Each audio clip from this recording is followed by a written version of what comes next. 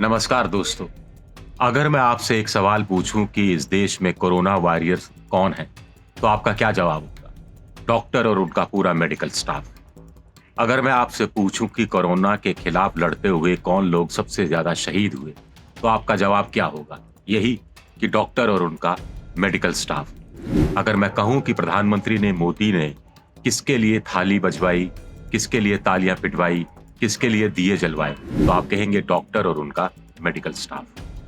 लेकिन अगर मैं आपको कहूं कि नेता भी इसमें शरीक होना चाह रहे हैं, नेता कह रहे हैं कि वो भी फ्रंट लाइनर में आ रहे हैं, तो आप क्या कहेंगे? एक ही शब्द, शर्मनाक। हम भी कहेंगे शर्मनाक। तो आखिर ये वाकया है क्या?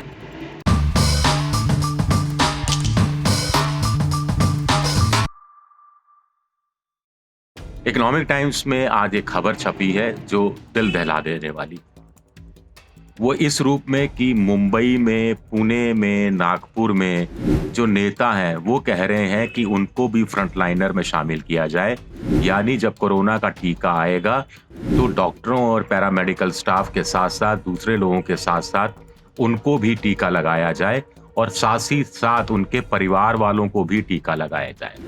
इसके पीछे वो तर्क ये दे रहे हैं चूंकि वो आम जनता से मिलते हैं तो हाई रिस्क जोन में रहते हैं।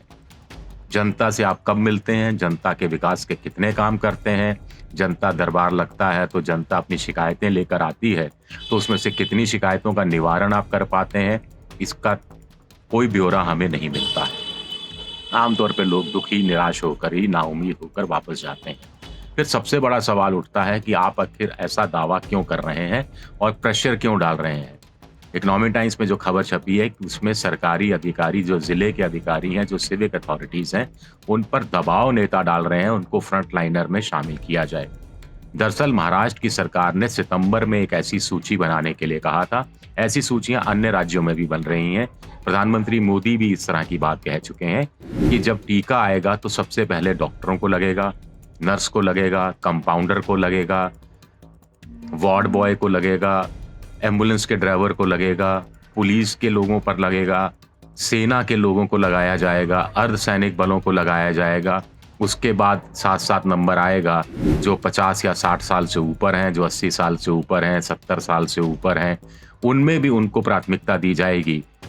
जिनमें कोई ना कोई पहले से बीमारी है, कोई दिल की बीमारी है, कोई किडनी की बीमारी है या फिर डायबिटीज है या कोई अन्य इस तरह की बीमारियां हैं।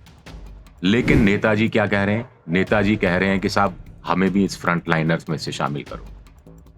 एक नेता कम से कम लोगों की जान बचाते हुए कोरोना के कारण शहीद हुआ हो, ऐसे हमें कोई उदाहरण नहीं मिलते। इक्का दुक्का बिरला उदाहरण जरूर मिल सकते हैं अगर बहुत खोज किया जाए, लेकिन 1000 से ऊपर की संख्या में डॉक्टर, पैरामेडिकल स्टाफ शहीद हुआ है। दिल्ली में एक एम्बुलेंस ड्राइवर भी शहीद हुआ था जो एनजीओ के लिए काम करता था, जो कोरोना के जो मर जाते थे लोग उनको शमशान घाट लेकर जाता था। तो ये अपने आप में निहायत शर्मनाक है। इन नेताओं से कहना चाहिए कि आप कतार में हैं, आप इंतजार कीजिए, आपका नंबर आएगा। पहले डॉक्टरों का, नर्सों का, पैरामेडिकल स्टाफ का, पुलिस वालों का, अर्धसैनिक बलों का, सेना का, उसके बाद 80 साल की उम्र के लोगों का, 70 साल की उम्र के लोगों का, 60 साल की उम्र के लोगों का, और उसके बाद आपका नंबर आएगा, जैसे मेरा नंबर आएगा। एक और खबर है कि जो ऑक्सफोर्ड यूनिवर्सिटी का जो वैक्सीन का ट्रायल अपने 3rd स्टेज पर पहुंच गया है, वो सुरक्षित हो गया है एक तरह से। तो उस 3rd स्टेज के ट्रायल के लिए अब लोग सामने आ रहे हैं और वैक्सीन वाले भी लोगों को बुला रहे हैं। तो ऐसे में महाराष्ट्र में आईपीएस अधिकारी ये चाह रहे हैं कि सबसे पहले टीका उनको लग जाए। वो डिस्ट्रिक्ट अधिकारियों पर, सिविक अथॉरिटीज पर दबाव डाल रहे हैं कि ये जो ट्रायल है उन पे हो जाए ताकि अभी से वो वैक्सीन से मुक्ति पा जाए। भाई साहब, आईपीएस अधिकारी हैं, आपको अगर खुदा ना करे कोरोना हो, अगर हो भी गया तो आपको तमाम सारी वीआईपी सुविधाएं मिल जाएंगी। लेकिन आपके इलाके में, आपके हलके में जो कांस्टेबल है, जो सिपाही है, जो हेड कांस्टेबल है, जो अस्पताल के बाहर ड्यूटी कर रहा है, जो दूसरी जगह ड्यूटी कर रहा है, जो बैरिकेडिंग करके कोरोना के काल में इतने समय तक ड्यूटी करता रहा है, उसको तो कम से कम पहला मौका देना चाहिए था। आपको शर्म नहीं आती? क्या देश में हो क्या रहा है? सबसे पहला टीका आखिर, ऐसा तो ट्रंप ने भी नहीं कहा कि अमेरिका में पहला टीका बनेगा तो वो उनको लगेगा। ऐसा तो ब्रिटेन के प्रधानमंत्री जो कि खुद पॉजिटिव हो गए थे, ट्रंप भी पॉजिटिव हो गए थे, ब्राजील के राष्ट्रपति भी पॉजिटिव हो गए थे, इन लोगों ने कोई दावा नहीं किया। यहाँ तक कि पुतिन ने भी पहला टीका खुद नहीं लगवाया। ट्रायल के स्टेज में उनकी बेटी ने टीका लगवाया, जब ये भी लोगों को में आश्वस्ति का भाव भरने के लिए कि ये टीका सुरक्षित है। लेकिन हिंदुस्तान में हो क्या रहा है? कम से कम इस खबर की जांच तो उद्धव ठाकरे सरकार को करनी ही चाहिए।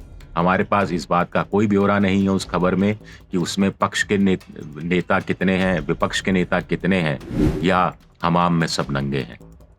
कोरोना के लिए आपने कुछ किया नहीं, और जब वैक्सीन की बारी आई तो आप सबसे पहले लाइन में सबसे क्यों तोड़कर आगे खड़े हो जाना चाहते हैं?